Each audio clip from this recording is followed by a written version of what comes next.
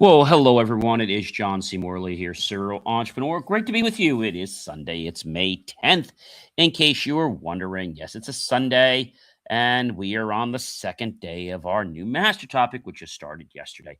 If this is your very first time joining me, I want to take the opportunity to say welcome, and I want to say thank you. If you've been here one time or you've been here, I don't know, hundreds of times before or more, I want to say welcome, but I also want to say thank you and welcome back. Thank you so much. Ladies and gentlemen, if you're thirsty or hungry, feel free to go grab something. I got a little bit of go-go squeeze. We're going to try that out in a little while. It's an apple fruit on the go. Says no artificial anything, no spoon, no mess, gluten, nut, and dairy free. Says it's 70 calories. Keep cap out of reach of children under 3, I guess, because they may swallow it. So we'll try that in a little bit. Sounds pretty good. Feel free to go get yourself something and come on back to the show. Don't forget to check out believemeachieve.com. If you are in the New Jersey area, don't forget to check out my first book signing and author talk, which is going to be on May 26th. It's coming up, guys. It's our very first one. There's going to be more. You can find all those at jcmacademy.com. And that's actually going to be, ladies and gentlemen, 2 weeks from this Tuesday. Yes, at the Franklin Lakes Public Library in Franklin Lakes, New Jersey. You get more details by visiting jcmacademy.com. All right, guys. Being an author is pretty interesting, I have to tell you. I'm very grateful to be an author. And you get to see the world differently. I think it's because you're aware of things and other people know you're aware of things, and then they ask you questions, which I think is kind of interesting if you ask me. Okay, I think it's kind of interesting, and I think a lot of people they don't realize that they have this true potential, right? They don't realize that they have it, but really, they do have it. So I think that's a very interesting thing. And again, a lot of people they just don't seem to get it, right? And the reason I say that is because they're moving so fast, but yet they forget what they're doing and they forget to be aware. Okay. Forget to be aware. I think that's pretty amazing if you ask me. All right. So without any further ado, guys, let's kick off this show. Incidentally, tomorrow, ladies and gentlemen, I did want to let you know, tomorrow is the Mars Military Aux radio system. Do you guys know what that is? So I want to tell you about this real quick. It's happening tomorrow. It is May 11th, Monday. And what is the Mars Aux radio system? So the military radio system, the United States Department of Defense sponsored program, establishes a separately managed and operated program. Okay. But what is it? What happens on that day? All right. So this is kind of what's interesting. This is what they call a cross band day. For those of you that are involved in ham radio, or maybe you know somebody that's in ham radio. So this is the annual Armed Forces Day crossband test for May 11th. And so the Army Military Auxiliary Radio System will host a traditional military amateur radio communication test to mark the 68th Annual Armed Forces Day, AFD. Now, basically, they changed the date, the day. Last year it was actually on the 11th, but it was a Saturday. So today tomorrow will be a Monday. The event is open to all radio amateur people, armed forces. And so AFD is on May 11th, and then the Armed Forces Day is on May 18th. But the AFD Cross Band Military event traditionally takes place 1 week earlier in order to avoid conflicting with Hamvention. So more than 50 years, this has been happening. And so you might be asking me, when is it? And that's a good question. So is Mars event for hams tomorrow? Let's just see if it is or not. And let's see. So it says the 8th to the 11th. And I just want to see when this takes place, and then we'll get the show kicked off. So according to this is showing me 2025. I want 2026. Because this is a pretty exciting thing, guys. This is a really exciting thing. It looks like they had the wrong date. It happened already. It was actually yesterday, May 9th. All right. So much for Google and them trying to give you dates. It would have been nice to participate in that, but they got the wrong date. You can't communicate with them on the wrong date because you will get in trouble. So, all right, so much for that. So we'll try to get into that hopefully for next year. But again, without any further ado, guys, let's go ahead and kick this show off. I know you're excited for that. So this is Inspirations for Your Life, for those of you who don't know. And yeah, it's great to have you here. And we're all about attention overload and performance breakdown. That's what we're talking about. And I think this is important for us to, understand. I'm John C. Morley. I'm a serial entrepreneur, engineer, marketing specialist, video producer, podcast host, coach, keynote speaker, graduate student, passionate, lifelong learner. And now I'm very grateful to be a published author. And I'm here with you guys now. So, yes, it's great to be here. So welcome, everyone, to the Inspirations for Your Life show. It's a daily show, and here to help you become a better version of yourself. So today, I'm breaking down a hidden performance issue affecting almost everyone operating in modern environments: attention overload. Not burnout, not motivation, not discipline. Okay? Failure. Attention overload becomes attention is the foundation layer of thinking, decision-making, and execution. When it fragments everything above, it destabilizes. So let's break it down clearly, shall we? I know this can seem, let's see, a little bit crazy, but how does our attention actually break? So I think this is an important point for us to be mindful of. How this actually happens. I think the most, so we talk about basically distraction. The distraction environment buildup is really what we're talking about. And so I think the most important thing when we can think about this is to understand, again, how this actually works, and how this makes a difference in our lives. Being aware of something is a huge, huge thing, because when we become aware of something, it's like magic happens. Well, when I say magic happens, we become aware, magic starts to unfurl. Okay. I think that's important. And so I'm going to go into these in just a moment, but I think the most important thing for you to know is that your awareness changes things. And so what we're talking about is things that a lot of people, let's say, are not aware of in their lives. Okay. And so today we're really focusing on another topic, and that is to understand the distraction environmental buildup. Okay. And so when I say environmental buildup, it's the fact that there's too much noise going on in our head at the moment, right? I think that's something that a lot of people be like, well, wait a minute, I'm not hearing noise. Noise doesn't have to be noise that you hear. Noise can just be, well, it could be just a distraction, right? It could be just a distraction. I think that's an important piece to actually understand, guys. So distraction in your environment can come from a lot of things. Every ping you leave on is a tiny thief, quietly stealing the best parts of your thinking before your ideas ever get a chance to breathe. Digital inputs fragment attention span, and when you let endless digital inputs drip into your day, your attention gets sliced into fragments so small you can't build anything meaningful with them. Multiple platforms compete for your focus, right? Your attention. The more platforms you juggle, the more your focus becomes a battleground, and your goals are the first casualties, unfortunately, in that war. So communication channels overload decision flow.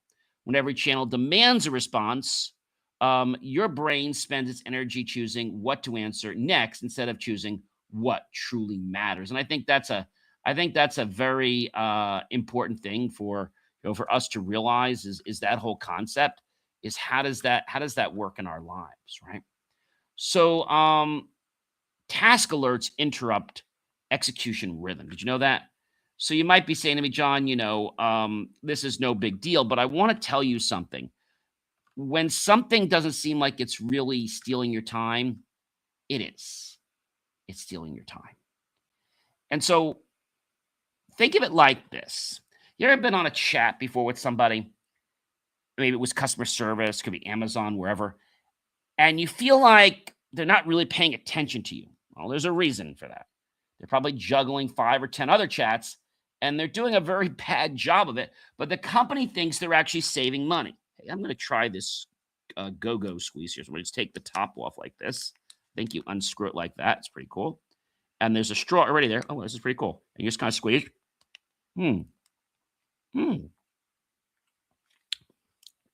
So go-go squeeze is it's actually applesauce.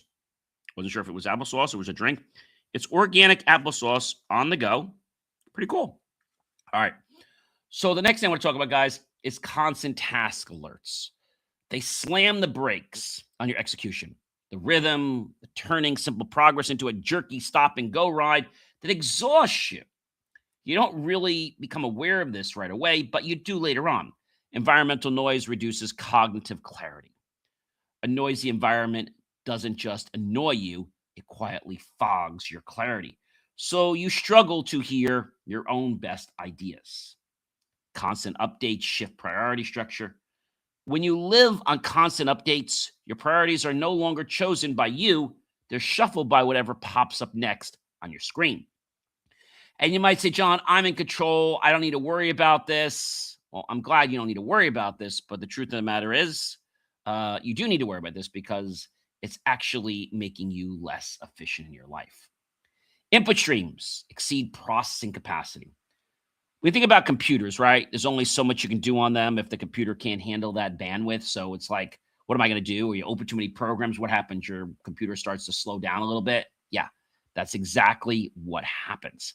And I think a lot of people don't realize the truth about what bandwidth is about, okay? So when the stream of input outruns your ability to process it, you're not informed anymore. You're drowning in information you'll never truly use. Have you ever had a cup? I'm sure you have. And you fill that cup with a liquid. And then what happens is, if you don't turn off the faucet or you don't turn off the soda thing, maybe the thing didn't turn off because it didn't know the right size of the cup. And what happens? It piles on top, and eventually the cup overflows.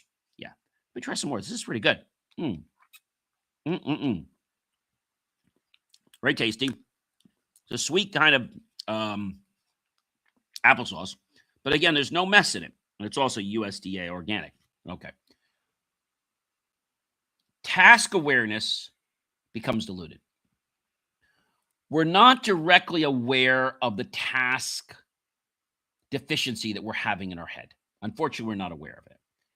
And because we're not aware of it, we think that we're okay, that there is no problem.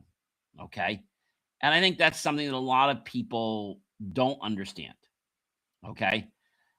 And so I can tell you that life becomes easier when you turn off the distractions. Okay. When you turn off the distractions. If you don't turn off those distractions, guess what happens? They keep vying for your time. They get it. And something else you're doing suffers because you don't really have 100% attention on it. If you can't clearly name what you're doing right now, like listening to the show or watching the show, you're already diluted and it's too late. Well, for that moment, your task awareness has taken charge of your day. So the key is, when you recognize this, you need to switch. But some people just go on and on and on, and they think that it's not affecting them. But the truth of the matter, guys, is it is affecting them more than they imagined. Okay? More than they imagined. So your environment is basically the inputs that turns you into that co-product. Focus resets, guys, repeatedly, not just one time, throughout the day. And so you have an opportunity to keep seizing this moment. Every time you reset your focus, you pay a mental restart tax. Yeah, right? How many times have you been with somebody and they said they don't understand?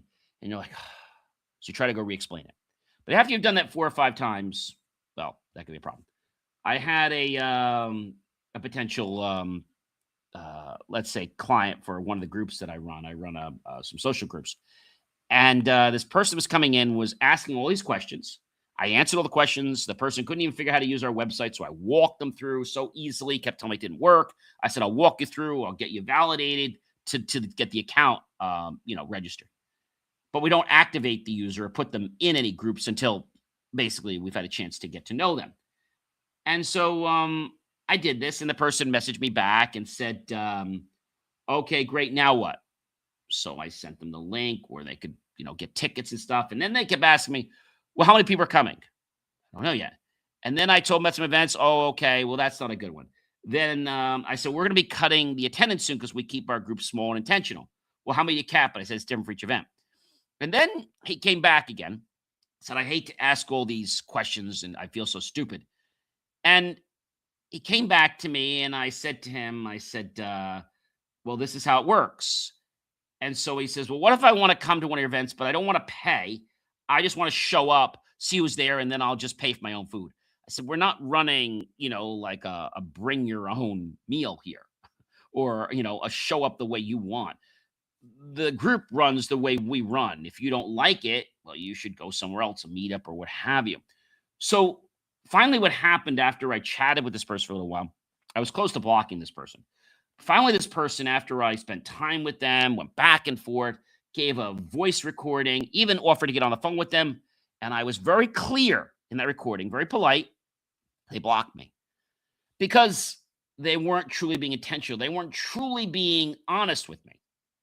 And when you take your time and you don't get upset, people eventually, well, they walk away because they realize they can't get through. You pay this mental restart tax, and by evening, you broke all your energy, but rich in half finished work, right? You have nothing finished. I'll give you a perfect example. So one of the things that we do, which is not the easiest thing to do, we repair printers. And there was a printer that came in for a school. And so I needed a new fuser, no big deal. And this was a non-warranty job. So we get a lot of warranty jobs with this company, but there was a non-warranty job. So we told them what the cost would be for the fuser. Okay. The fuser needed to be changed. No problem. Ordered the part, put it in a couple days. As soon as it came, put it in, was ready to bring it back to the customer after we put the part in. So we finished putting the part in. This was like maybe October of last year, 2025. And so here's the interesting thing. Put it in, and I realized I couldn't get into the keypad to program to reset the counter for the fuser. You had to get in like maintenance mode. And I said, this is strange. And I realized what it was. They had pressed so hard that the people at the school had cracked the screen. Okay, no big deal. I figured we'll just change the screen, right? How hard could that be? Well, the screen had a couple options. You could buy the screen as just the screen, and then you could spend time reassembling it, which could take you a while. Or you could buy the whole assembly with the screen and everything in it, and you were good to go. Only problem was they don't make these things every day.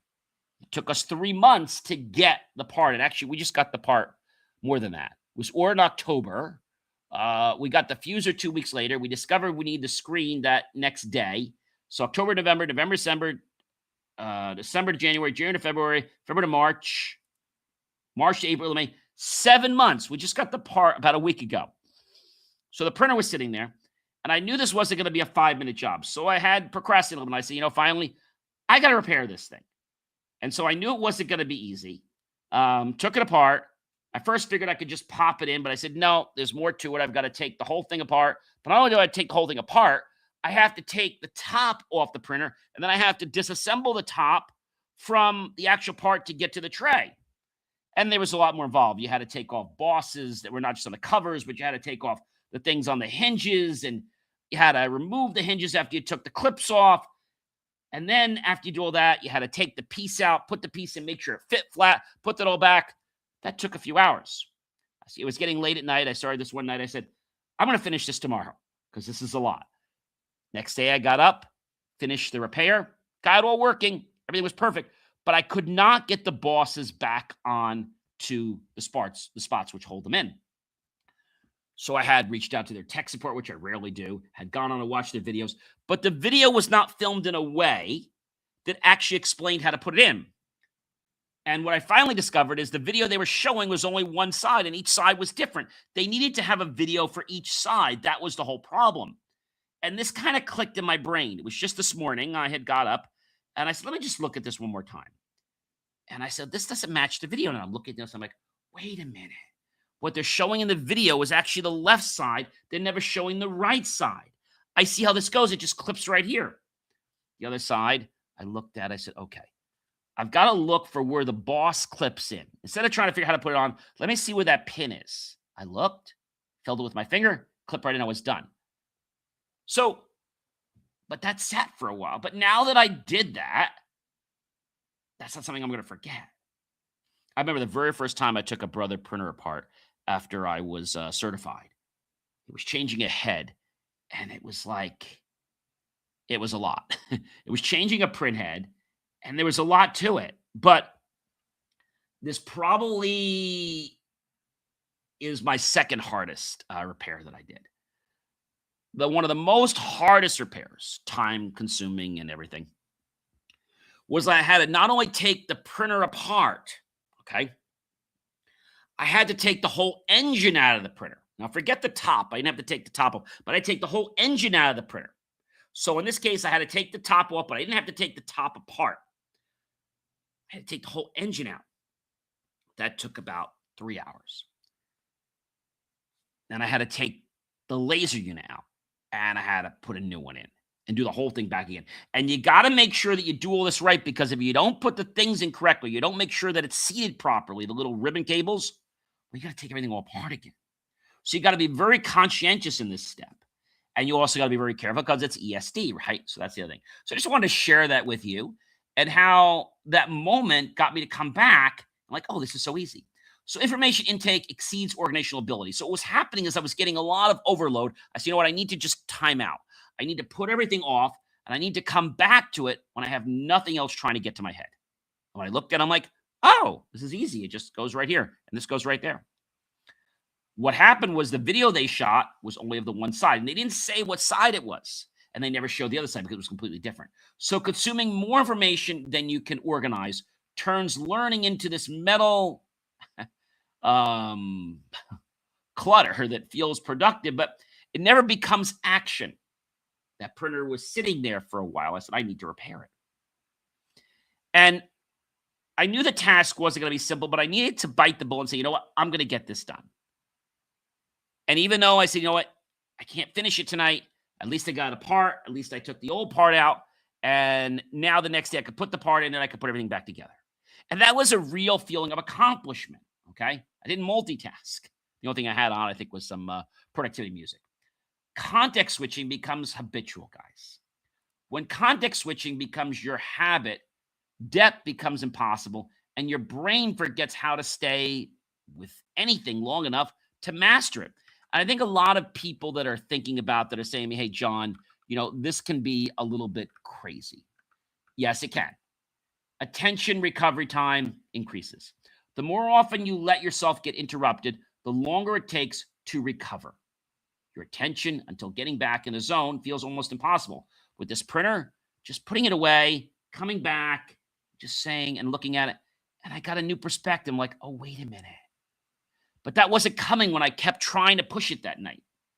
Mental fatigue builds from interruptions. So I had gone to sleep, caught up in the morning, went to church, lectured, came back home, and I said this afternoon when I had a client at a doctor's office, came back. So let me just look at this. And bam, I'm like, that was so easy. Interruptions don't just slow you down, guys. They stack hidden mental fatigue. They make you tired long before you've ever earned the right to be tired. Work focus becomes externally exhausting, and it triggers you even more and frustrates you. You know the time when people say, oh, like my eyes are just pulling down, right? Gotta have some more of this apple. This is really, really good, guys. Really good. So When you focus your energy, it only appears when something buzzes or it flashes. You're not directing your work. You're just reacting to stimulus, everyone else's agenda. So when I could put everything away, when I could just say I've got nothing else on my mind, I came back, I had nothing to process. Let me look at this printer. And literally when I tell you, I looked at it, I'm like, oh, it goes right here. Bam. That was like, took over 2 seconds. The other side, it was like a tickle. I looked, I'm like, wait a minute, it doesn't just go in the same way. Let me look for that boss up here. Oh, bang. So I did the whole thing in under a minute. I think be lying, really, under 45 seconds. Pretty cool. But you can't do that when you're on overload. Planning consistency becomes difficult, guys. You can't build a consistent plan on an inconsistent mind, and distraction is the fastest way to keep your plans permanently on paper. Task boundaries blur across tools. When your tasks live in 10 different tools, the boundaries blur so badly that working becomes happening between apps. Instead of finishing anything, you just seem to be a master of procrastination. Execution interruptions become frequent. Frequent interruptions turn every task into a relay race where you keep dropping the baton right before the finish line, never get anything done. Cognitive fragmentation increases. As your mind fragments, you may feel busy, but your thinking becomes so scattered that even simple decisions start to feel heavy. That's why I said, I need a timeout. I'm going to put this in a cup. I'm going to come back to it. Didn't expect to solve it that day, but I said I'm going to give it a try. Workflow becomes notification driven. The moment your workflow is driven by notifications instead of intention, you've traded your vision for a to-do list you didn't write. Priority structure becomes unstable. Unstable priorities make you chase whatever feels urgent, while the truly important work quietly withers in the background. Attention becomes reactive loops. In a reactive loop, your attention lives on reflex, not choice. And you wake up wondering why your life feels like it belongs to everyone but you. Output becomes interruptions, dependent only, and when you only create in between the gaps, interruptions become more annoying. And your output shrinks to the size of scraps, and your potential stays on the cutting room floor, and you get more frustrated. Focus cycles shorten significantly. Shortened focus cycles train your brain to accept constant novelty, making sustained effort feel boring even when it's building your dream. Mental clarity becomes inconsistent, guys, and inconsistent clarity isn't a mystery. It's the natural result of a mind that always is on and rarely ever focused. Input overload, it's not a game. It becomes normal. And once overload feels normal, silence feels scary. Even the silence in the very place your next level of inspiration is waiting, but you're getting stumped by that. Execution environment becomes chaotic. And when your environment is chaotic, discipline has to work twice as hard just to show up, and most days it quietly gives up. Decision space becomes compressed. Ladies and gentlemen, I'm John C. Morley, serial entrepreneur. Remember, a compressed decision space forces you into rush choices, trading long-term progress for short-term relief every day in your single lives. Have yourself a great rest of your day or evening. Check out BelieveMeAchieve.com for more of my amazing, inspiring creations. Take care, everyone. Be well.